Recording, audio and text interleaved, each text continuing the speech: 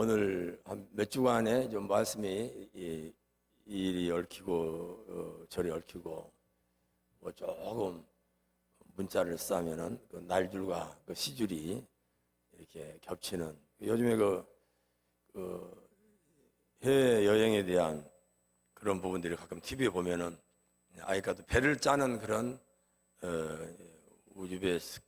우즈베키스탄인가 우리 동아시아권이니까 그 문화들이 거의 비슷한데 그 배를 짜는 그런 이제 흔적들, 우리 고려인들이 가서 살았던 지역들은 지금도 찹쌀이라고 그대로 그 이름을 명명하면서 그런 관습들이 있더라고요. 그래서 근자에 그냥 몇 주간의 말씀인 이렇게 날줄과 시줄, 배를 짜듯이 그렇게 이제 말씀을 우리가 받아 여기까지 왔습니다. 요한복음의 그 저자인 사도 요한, 그리고 이 요한은 요한 1, 2, 3서를 기록했을 뿐만 아니라 요한계시록을 기록했는데, 오늘 맨 나중에 읽었던 이 말씀을 통해서 이제 볼 때 베드로가 자기는 그 십자가의 그 죽음, 마지막 죽음이 얼마나 험난한 죽음인가 하는 것을 예측을 하는 그런 엄중한 상태에서, 그래도 마치 뭐 쫄랑쫄랑까지는 아니다 할지라도 그 만찬의 자리에서 예수님의 그 품에 이렇게 기대고 누워 방정을 떨던 그 예수님의 그 사랑을 받은,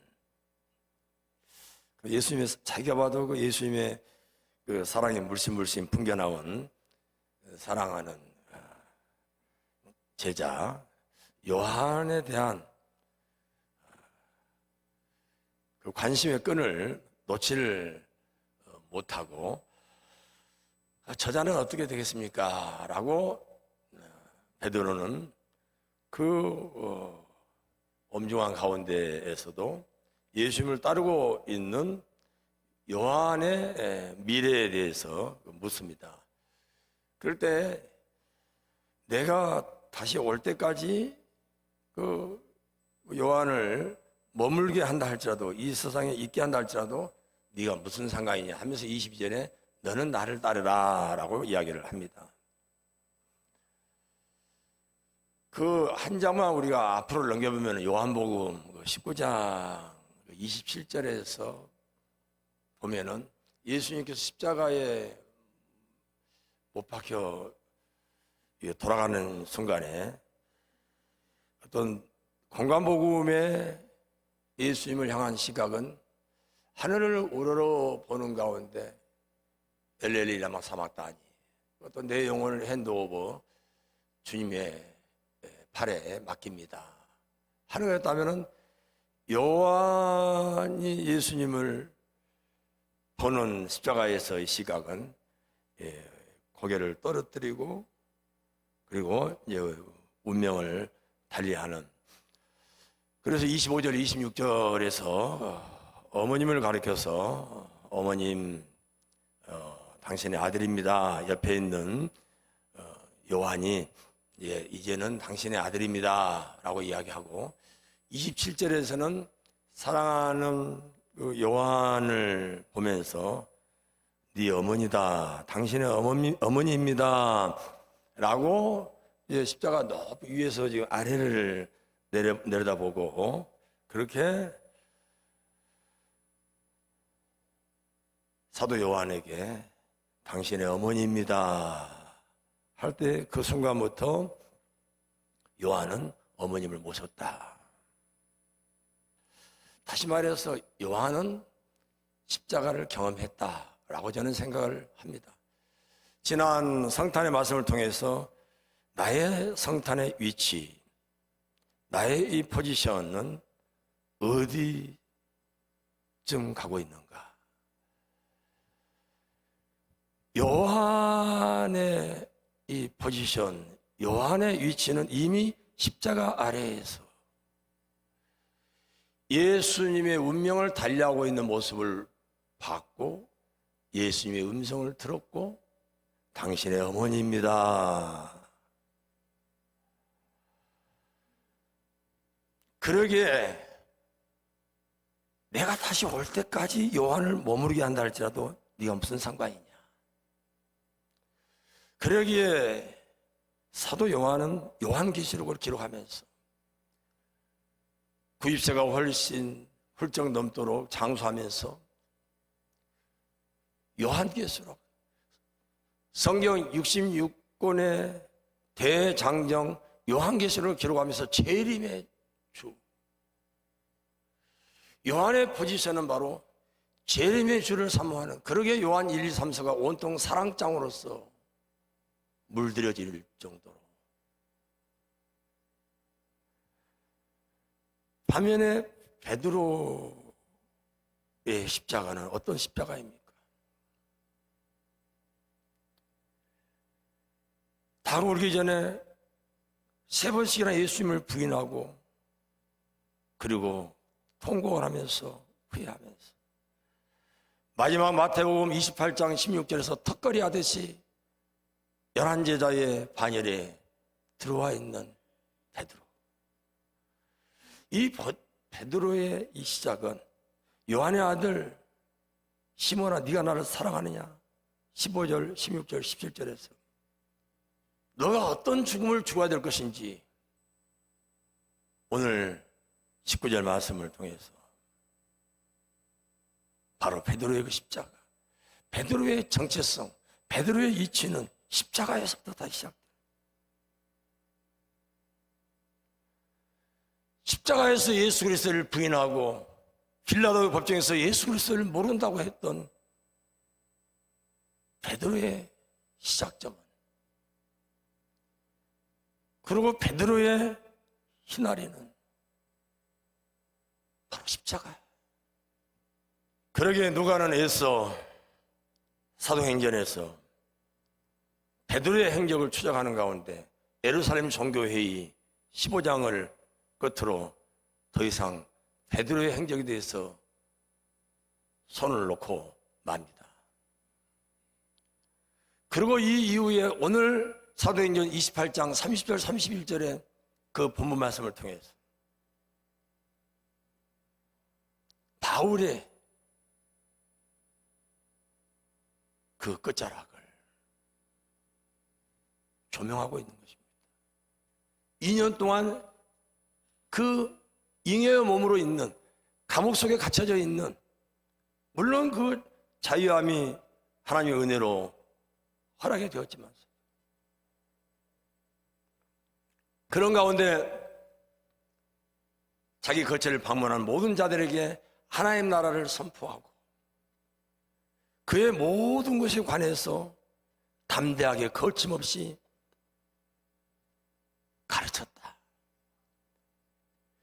이런 누가의 시각이 사도 바울의 포지션을 그리고 있고, 사도 바울은 사도행전 9장 다메섹 도상에서 부활하신 예수 그리스도를 목도하는 가운데, 그래서 사도행전 9장 20절 말씀 21절에 보면 즉시로 그의 눈에서 빛이, 그 눈을 가로막는 그 비늘이 벗어지자마자 즉시로 예수 그리스도를 하나님의 아들이라고 증언하는 증인된 삶을 사는,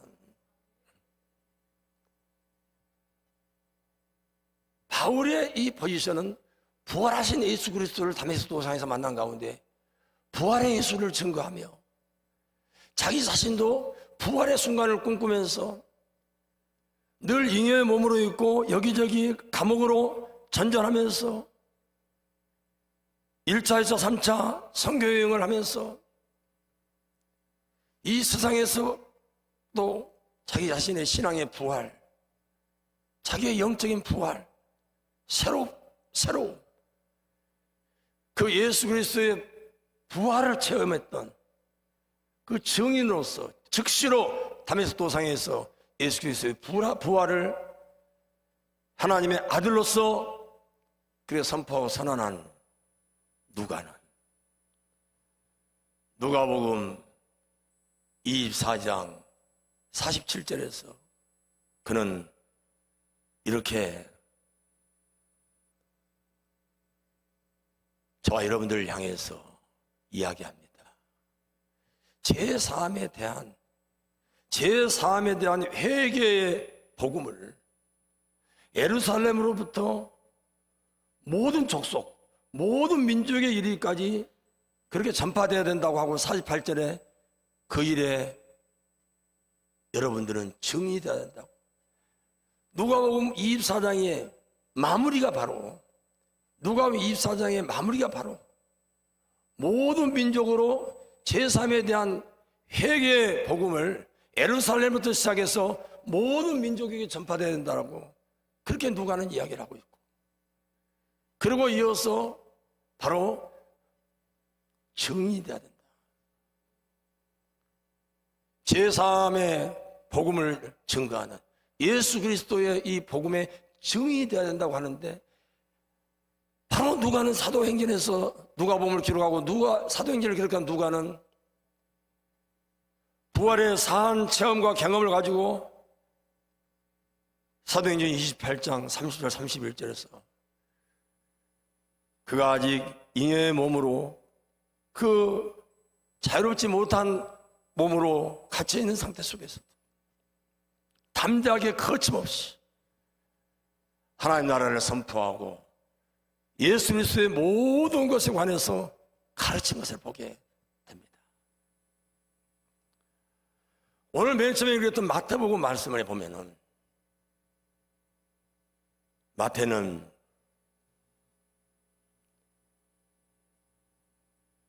그 순간에는 무리들을 향해서, 저와 여러분들을 향해서 성부, 성자, 성령의 이름으로 세례를 베풀고 모든 민족에게, 모든 민족을, 모든 족속을 제자로 삼아서 그들을 가르치라라고 이야기하고 있습니다.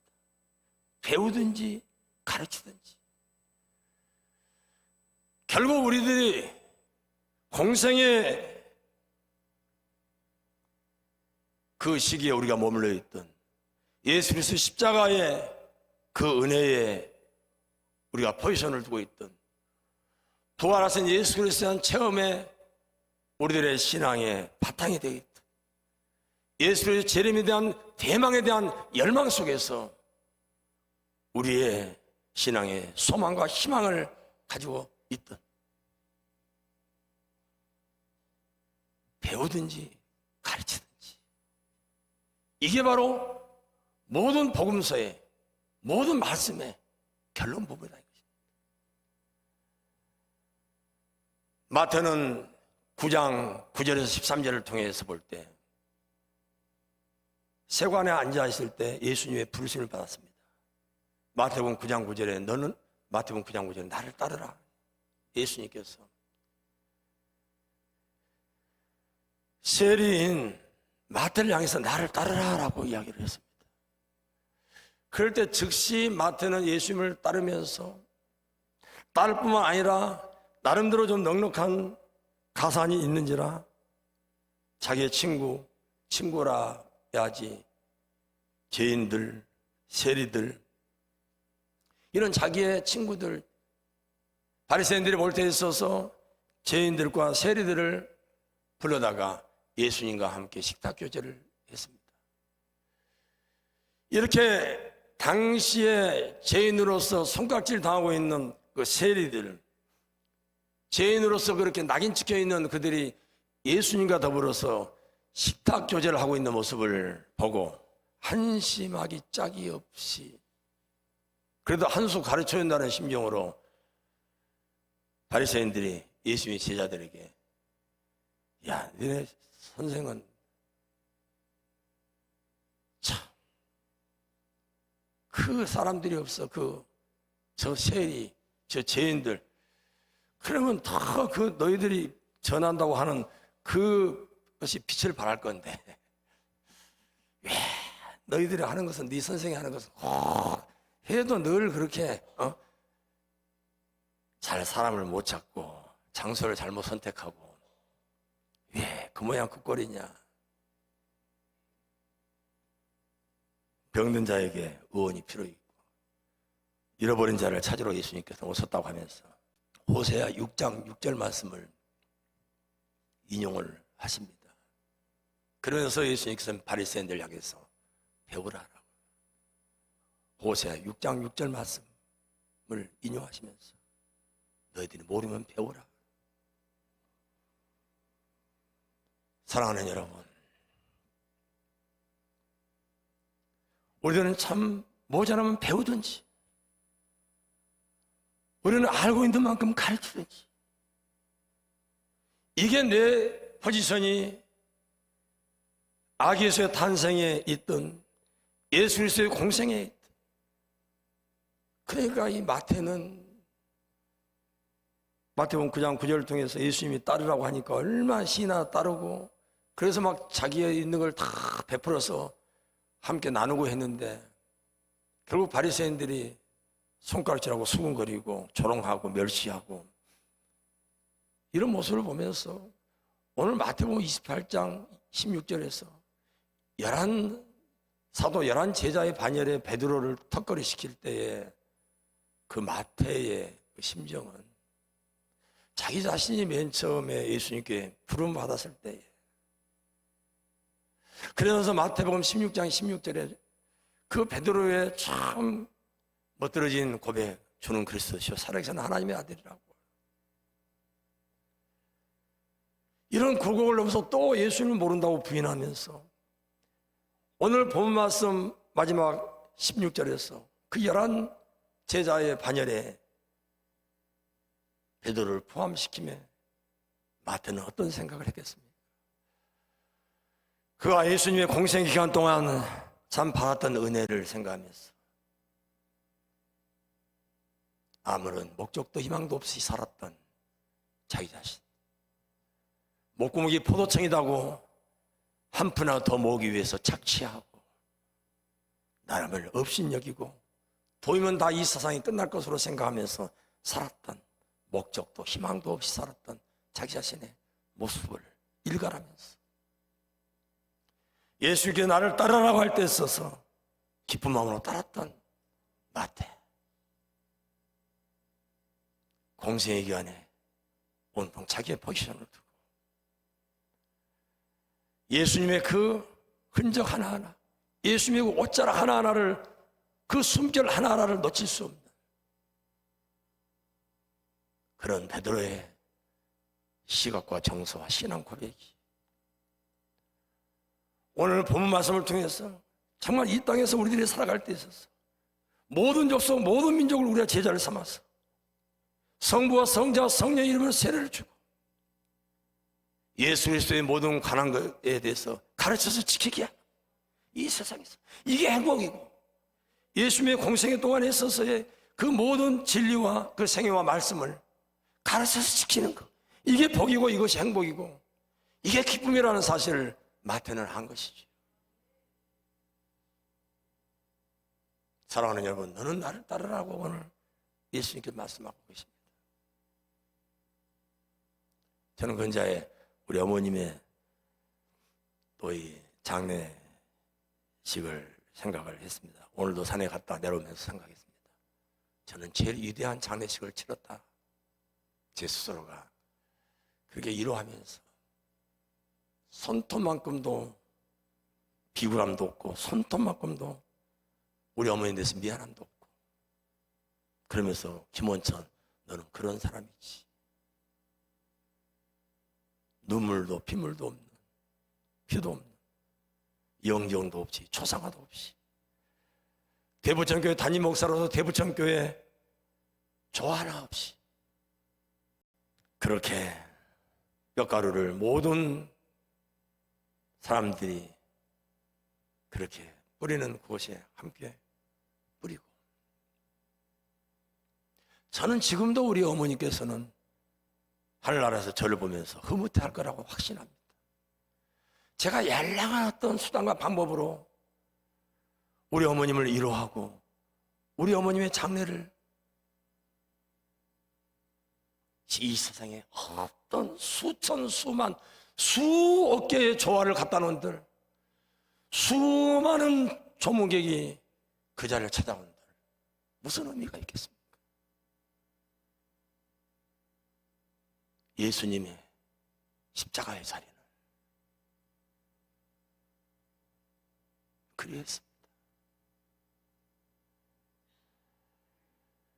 예수님의 부활의 영광과 다시 오실 예수 그리스도의 모습이 그리합니다. 성령님의 우리의 자정하심과 내주하심이 그리하십니다.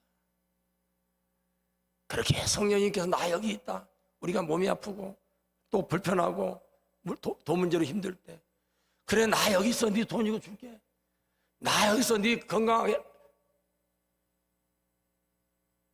때로는 하나님은 죽었습니까? 라고 그렇게 탄성이 나올 정도로 너무나 안 계신 것 같이, 너무나 꼭꼭 숨어버릴 것 같은, 저는 하나님의 은혜라는 것이, 하나님의 사랑이라는 것이, 오늘 우리 가운데 역사하신 성령의 역사라는 것이, 오늘 예수 그리스도를 따르는 우리들의 모습이라는 것이, 그렇게 어떤 자리에 있든 어떤 위치에 있든지 바람이 들고 나는 것이 보이지 않듯이, 우리가 지나친 곳에서는 생명이 살고, 우리가 지나친 곳에서는 참으로 화기애애한 말과 살리는 말과 세우는 이야기, 삼천리 방방곡곡에 어디 있다 할지라도 당신 교회 아무개 장로님이, 당신 교회 아무개 권사님이, 당신 교회 아무개 성도님이 목사님을 이렇게 칭찬하고 이렇게 자랑합니다.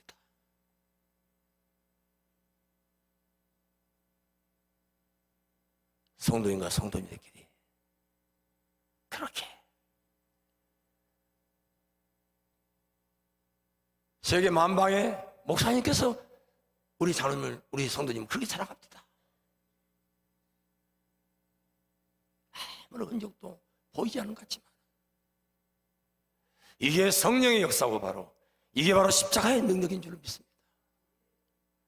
오늘 예수 그리스도를 따르는 자들의 모습이 바로